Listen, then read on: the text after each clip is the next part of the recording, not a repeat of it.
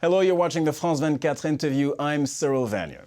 1 year after Muammar Gaddafi was ousted from power, Libya is in the midst of a messy political transition. A Congress was elected this summer to draft a constitution that is going to be the defining document of the new Libya. Until that constitution is drafted, however, a new government needs to run the country, and it will face many challenges. It will have to bring all the armed militias and security forces under one central command. It will have to improve health services and education services, things that actually make a difference to the daily lives of Libyans.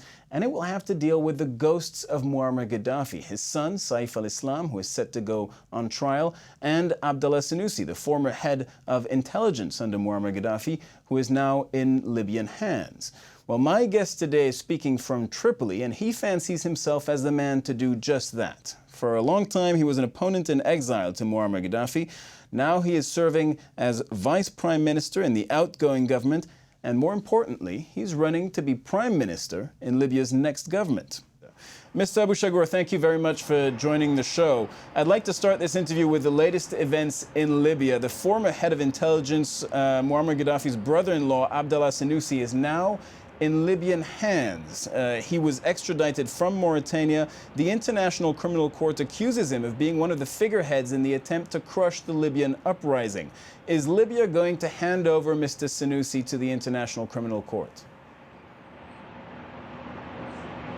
Thank you for having me. Yeah, definitely Mr. Senussi now is in the hands of the Libyans, and he's going to face justice in Libya, where he committed crimes throughout the last 40 years.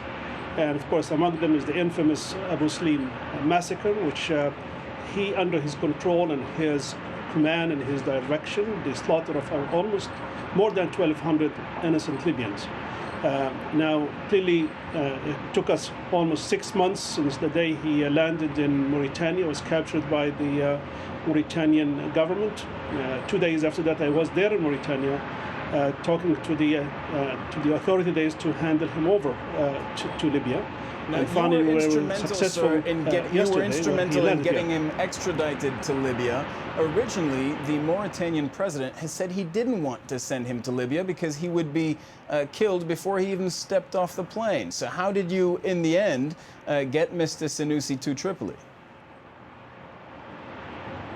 Oh, I think the Mauritanian president and the authorities and people, I think they gained a lot of confidence in the current government and in Libya, and they were assured that Mr. Senussi will not be harmed, will be treated humanely. That's of course in contrary how he used to treat the Libyans, and also at the same time he's going to have a fair trial, going to be publicized and be attended by witnesses from everywhere, from ICC and others. So really that's what's going to happen. Now, the International Criminal Court of the Libyan people. The International Criminal Court says that your judicial system is not up to the task yet, that he might not get a fair trial. How can you guarantee that he will? Of course, I mean, that's not true. I mean, clearly we have already some trials started with some of the figureheads of the Gaddafi regime, and they are going well by everybody's affirmation. And of course, we will invite the people from ICC and human rights groups to be there and to attend these courts. And because this is very important for us for the future of Libya, because we would like to show the world that we are very serious about taking justice very seriously. Sorry to interrupt, but at this point I need to point out. Sorry to interrupt, but at this point I need to point out that last time lawyers from the International Criminal Court came to visit Saif al-Islam, to name another case, they were arrested. So how do you hope to convince the world now that you can conduct a fair trial? Oh, of course, I mean, they were arrested because really they have committed crimes. And even the ICC have came out to apologize to it for their acts. So clearly it is not our fault, it is their mistake. They are the ones who are trying to smuggle things to Mr. Saif al-Islam, and that's really, they are crossing the lines of justice here. So, and of course, if you have followed the ICC, they did apologize to us for their acts. So I think one of the points that is often made, One of the points that is often made is how can you hope to convince people you can conduct a fair trial when you don't even have physical control over, for instance, Saif al-Islam, who is in the hands of the Zintanis, a group about 200 kilometers away from Tripoli. They hold him. The central government has repeatedly asked for him to be transferred to Tripoli, and that never occurred.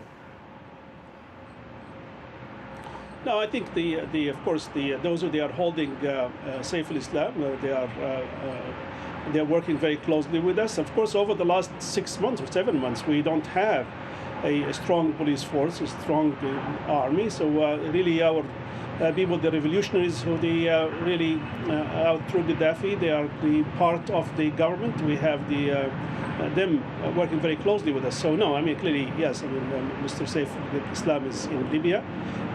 People have the right to ask wherever they want him to be tried. But again, he was going to be tried in Libya. He's going to be facing a fair trial, and that's all what we assure. All right, I'd like to move on to the future of Libya. How would you go about restoring security in Libya, which is the #1 demand by most Libyans? How would you get the various armed militias and various security groups under one central command? Yes, and clearly, yes, the security is the priority for the future, for the coming government.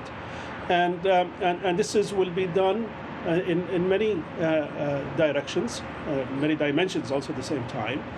Clearly, we are going to build, and we have started building our security forces, our police force, our army, and we are I'm working very closely with the leaders of the Thuwar, which they are the ones who the militias that you mentioned, the revolutionaries, and I'm working very closely with them. And of course, we have the same agenda. We are forming a task force together to be able to see how we'll be able to bring all those who they are interested to join the army and the police force. And of course, we have other programs, because clearly when you start with about 200,000 revolutionaries, we don't want all of them to be in the army or the police. We want them to be also holding all the civilian jobs. We want to start their own businesses. We want to be very successful. And of course, they are they want to see this country secure and safe. They are helping us right now, and that's something will be done. Now, the place of Islam in the next Libyan constitution, what do you think it should be? I ask this question because Mustafa Abdel Jalil, the former head of the National Transition Council, said he thought Sharia law, Quranic law, would be applied in Libya. Do you think that Sharia law should be a source for Libyan law, the source, or perhaps even the predominant source for Libyan law? I mean, the constitution, I mean, always reflects the values and morals of the people, and Libyan people are Muslims, and I'm sure Islam will have a place in the constitution. It will be, but again, this is something where the people, Libyan people, they have to really discuss and agree on. I mean, clearly, it will be a source in the constitution itself.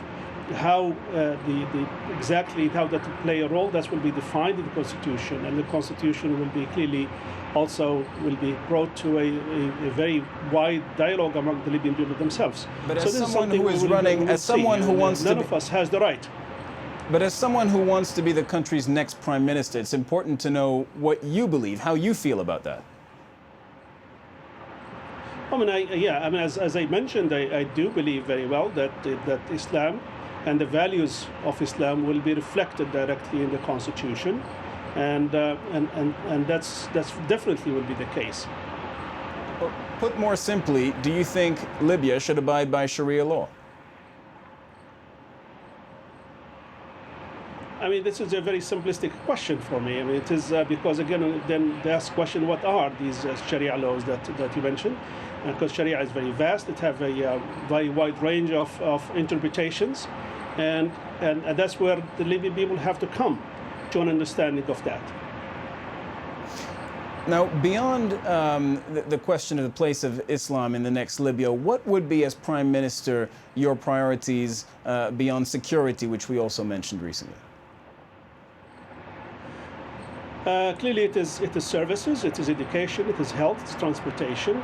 and also economy, because really I would like to see the economy to become, encourage the private sector, encourage and change the regulatory system so we'll be able to encourage investment, to protect property, and to have a modern banking system. So the country will be able to attract investment from the outside, attract foreign companies to come and work in Libya. So right now the government is dominating the economy in Libya, and that's not right. That will not really work for us in the future. We would like to see the private sector become a leader in building the economy, and that's something which is very important for us. And also at the same time, we need to have a very vigorous program in training our young people in programs that are needed, like vocational training, like leadership training and management and so on. So we'll be able yes.